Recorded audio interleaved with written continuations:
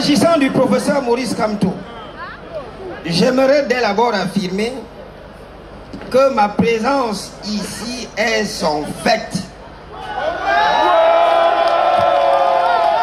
Et ce n'est pas le fait du hasard. La raison en est que, comme membre de la société civile, j'ai refusé de laisser mon ventre dicter ma pensée.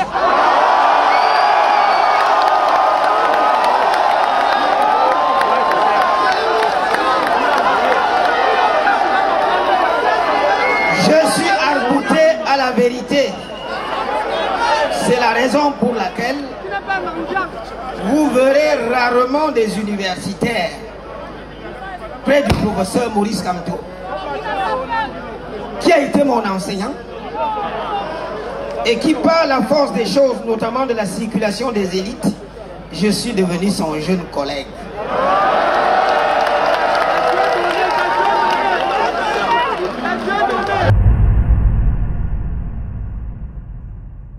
Un intellectuel dans une démocratie peut être un éclaireur. Dans un régime verrouillé, il devient souvent un suspect. Ceux qui parlent trop sont vite accusés de trahison. Ceux qui se taisent trop longtemps deviennent complices. Jean-Calvin Abba Oyono a choisi une autre voie, celle de l'irruption. À Paris, il ne parle pas pour exister, il parle par nécessité. Ce n'est pas la première fois qu'il prend position dans le débat national, mais c'est probablement la première fois qu'il le fait en situation de tension électorale dans une tribune politique devant une foule venue écouter le principal opposant au régime de Yaoundé.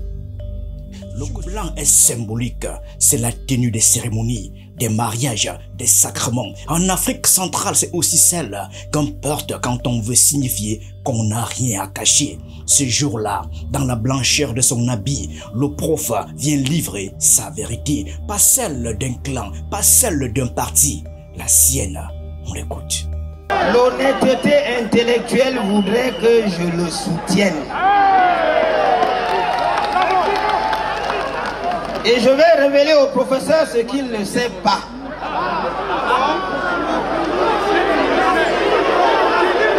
Professeur Maurice Kamto, si je suis ce que je suis à l'heure actuelle, c'est le fait d'un Bamileke et d'un Bassa. Un Bamileke, mon enseignant, Feu Kamdem Jean-Claude, qui m'a donné l'amour du contentieux administratif, qui me tenait par la main et qui m'a dit un jour, vous ne le savez pas, je ne vous ai jamais dit, Jean Calvin, si je ne suis pas là, un jour rapproche-toi du professeur Maurice Kamto.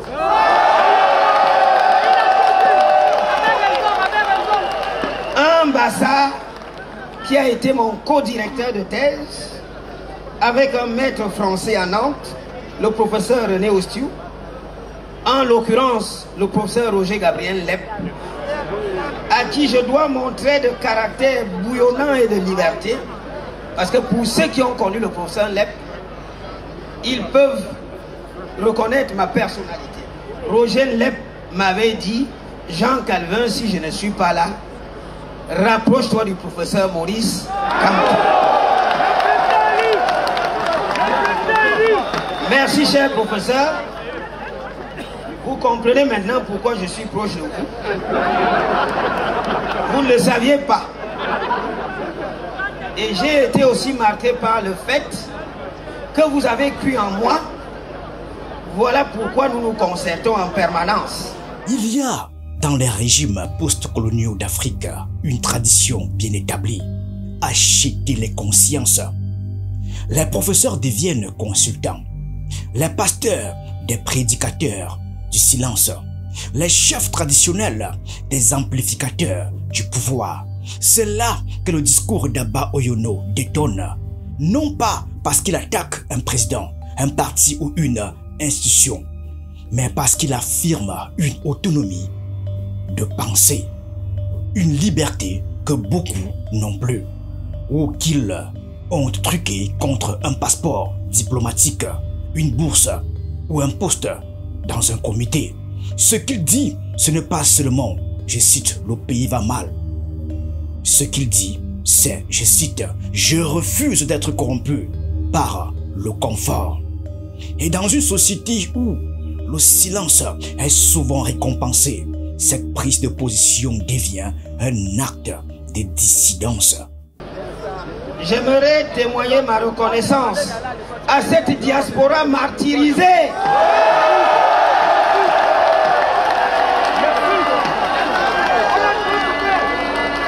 Qui connaît des blocages par rapport au processus d'inscription sur les listes électorales et qui est victime de la politique à géométrie variable de la double nationalité, pendant que les dirigeants ont la double nationalité et se considèrent comme des citoyens à part entière. Le peuple citoyen est ostracisé. Merci pour votre accueil chaleureux qui ne fait que confirmer et conforter l'idée selon laquelle le ventre ne dictera jamais ma pensée. Je dirai toujours la vérité au prix de ma vie. Il faut souligner un élément. Cette sortie ne se fait pas à Yaoundé, ni à Douala, ni à Ebolova, ni à Vormeka. Elle a lieu à Paris, capitale des libertés, zone hors contrôle. C'est à la fois une protestation et un risque. Protection parce que l'espace est sécurisé, le micro est libre, les policiers sont neutres. Mais risque car tout ce qui est dit ici sera disséqué, retourné, instrumentalisé à Yaoundé et parfois utilisé contre vous. Le choix de parler depuis la France n'est pas neutre. C'est une forme de rappel historique. C'est souvent depuis Paris que les exilés africains, des intellectuels de l'Union africaine ont lancé leur cri d'alarme. Mais aujourd'hui, ce n'est pas un exilé politique qui parle, c'est un intellectuel reconnu, toujours présent dans les milieux académiques camerounais. Ce détail change tout. Je voudrais, autant que faire se peut, vous expliquer pourquoi nous sommes dans une république abîmée. L'actualité du passé nous rattrape. L'actualité du passé nous rattrape.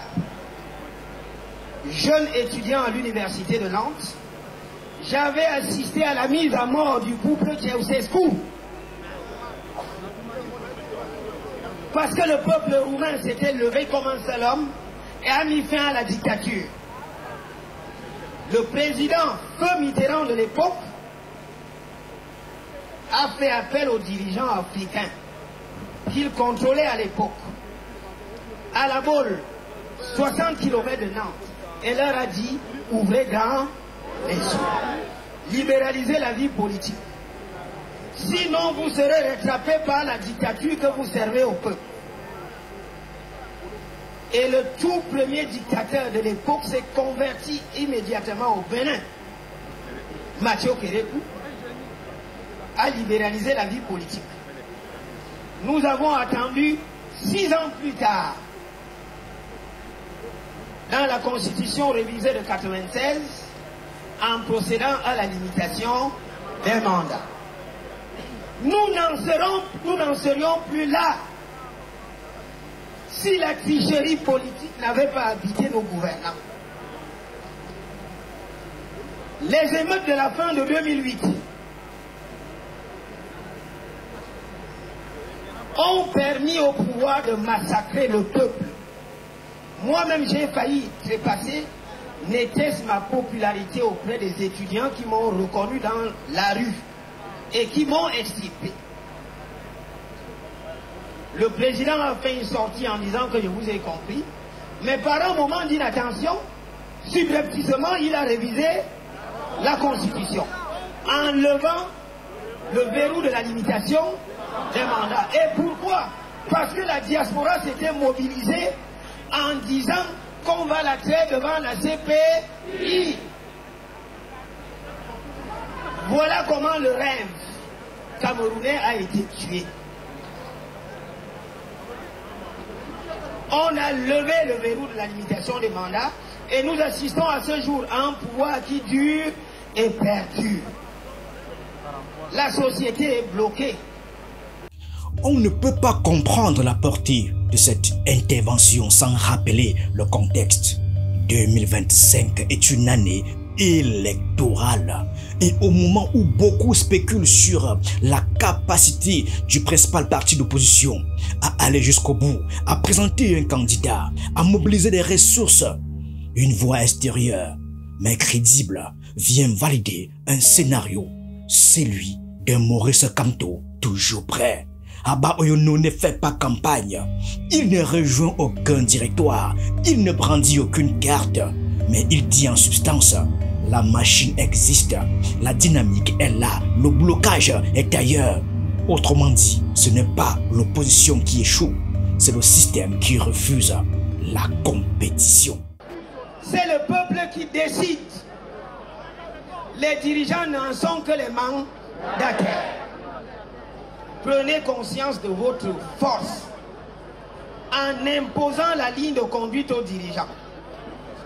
L'autre solution réside dans la capacité de l'opposition à prendre ses responsabilités. Monsieur le Président Maurice Kamto, vous et moi connaissons tout ce que j'entreprends pour la Fédération des énergies. Mais je réalise que c'est un idéal qui est difficile à atteindre. Parce que chaque dirigeant de l'opposition a mis dans sa tête que je suis candidat à l'élection présidentielle. Au mépris de la souffrance populaire. Ce que je tiens à vous dire, et ce sera mon mot final, je suis de la société civile, professeur Maurice Kamto. Je soutiens l'opposition tout entière, mais pour des raisons objectives, tenant à votre profondeur historique. Parce que vous êtes un opposant de longue date. Depuis les années 90 et avant, vous étiez un leader estudiantin qui a fait l'objet d'arrestation. Le professeur Maurice Kamto n'est pas un novice dans la politique. Il y a dans la sortie de Jean-Calvin Abba Oyono une question plus large, celle du rôle de la société civile dans un pays où les partis d'opposition sont étouffés. Les syndicats divisés, les médias sous pression. Qui dans ce contexte peut encore dire l'essentiel sans l'obéir immédiatement? Les intellectuels, ils sont de plus en plus absents du débat. Les juristes, fragmentés. Les religieux, prudents. Les artistes, sous surveillance. Dans ce désert, la voix d'un prof peut devenir un phénomène politique. Non parce qu'il veut le pouvoir, mais parce qu'il dit haut ce que beaucoup pensent tout bas. Vous avez travaillé avec ces gens. Vous êtes mieux outillés pour comprendre les failles. 3. Qu'on le veuille ou non. Et comme je l'ai toujours dit, le MRC est le parti de l'opposition le mieux structuré et le plus populaire.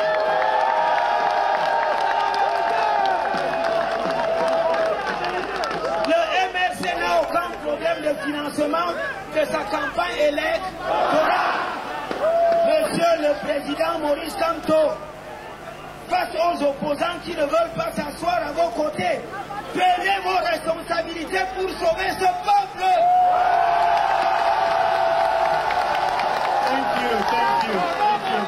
Une minute.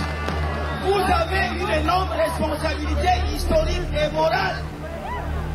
C'est l'occasion de sauver ce peuple supplicié. Une phrase en particulier a frappé les esprits, sans qu'elle ne soit répétée ici. Elle tient en une idée simple, le peuple n'est pas un décor. Dans l'histoire postcoloniale, le peuple a souvent été convoqué comme alibi. Mais dans la bouche d'un intellectuel, le peuple devient un acteur de l'histoire. Ici, on parle de diaspora. Un juge, un arbitre et potentiellement un repreneur d'entreprise, l'entreprise Cameroun. Ce glissement est majeur. Il ne s'agit plus d'attendre qu'un chef, je cite bienveillant, sauve la nation. Il s'agit d'imaginer que la nation peut se sauver elle-même. Et cela, pour beaucoup de régimes autoritaires, est la menace suprême. Jean-Calvin Abayono a-t-il franchi une ligne rouge? Pour certains, oui. Pour d'autres, il n'a fait qu'exercer un droit fondamental. Mais dans une république à sens unique, dire une vérité à contre-courant, même sans haine, même sans ambition personnelle, est déjà un acte politique. Il a pris un risque, peut-être pas immédiat, mais structurel. Il est désormais sur les radars.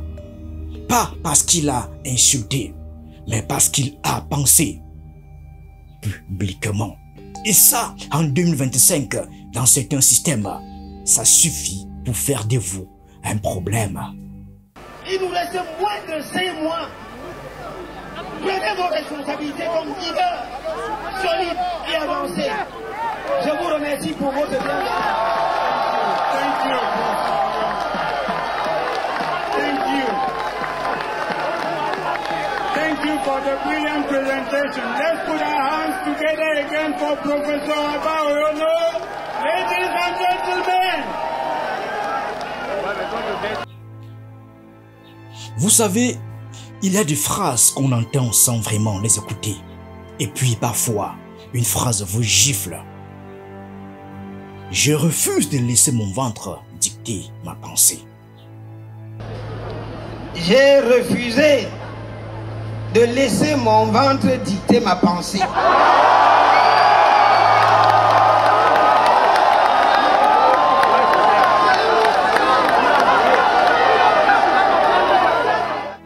En une ligne, Jean-Calvin Abayono a renversé la table. Car dans cette phrase, il y a un monde de frustration, d'obéissance silencieuse, de carrière taillée sur mesure, de promotion négociée au prix de la parole. Un monde où penser librement est devenu un acte suspect, une transgression morale, un défi de loyauté. Et lui, il dit non. Il dit non au ventre plein contre le cerveau vide. Il dit non à cette hiérarchie inversée où les estomacs pensent à la place des têtes. Il dit non à ce régime qui a érigé le silence en vertu et l'ambiguïté en stratégie. Mais en réalité, ce non cache un oui clair, frontal, assumé. Oui, j'ai choisi Maurice Kamto, j'ai choisi la vérité. Car ce qu'a fait Abayono n'est pas une simple prise de parole. Il a pris le voyage, il a fait ce voyage de Yaoundé à Paris. Un déplacement physique, mais surtout politique. Il s'est déplacé symboliquement hors du périmètre du pouvoir. Et en se rendant au meeting de la République, il quitte la cour, il rompt le silence, il rompt le pacte, il commet l'irréparable. Oui, car dans les cercles du pouvoir, cela s'appelle une trahison. Le simple fait de se montrer avec Kamto, d'applaudir, de dire que Kamto est une solution, c'est déjà trop. Et la trahison ici n'est pas juridique, elle est ontologique.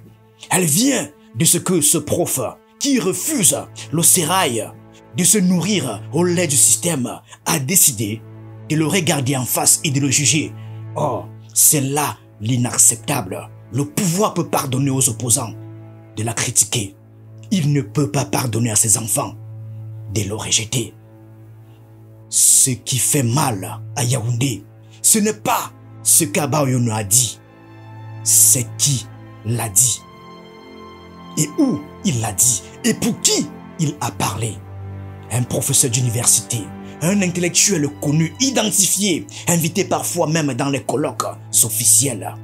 Un homme qu'on croyait tenu par les règles tacites du régime et qui, en un week-end à Paris, un samedi après-midi, les a toutes balayées.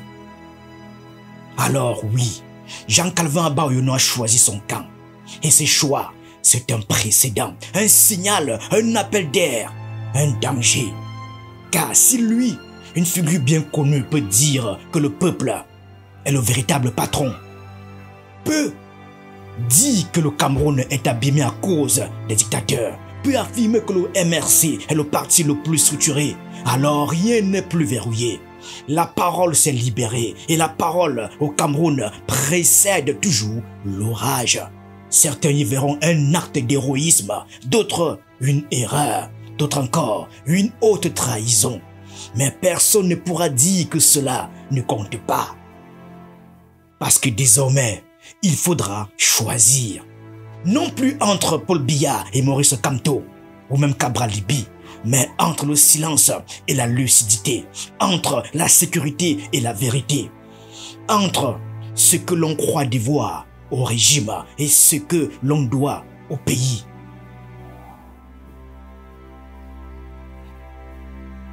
La parole d'Abaoyono a coûté cher et ce n'est pas fini. Elle va déranger, elle va circuler, elle va diviser. Mais peut-être est-ce là sa fonction. Peut-être que cette parole n'a pas été prononcée pour convaincre le régime, mais pour réveiller ceux qui se taisent. Peut-être aussi que l'enjeu n'est plus d'espérer un changement d'en haut, mais d'additionner les ruptures d'en bas. C'est dans les fissures que s'infiltre la lumière. Et la parole d'Abaoyono, aussi fragile soit-elle, vient d'en ouvrir une. Maintenant, c'est au pays de choisir ce qu'il veut faire de cette brèche. Merci à tous.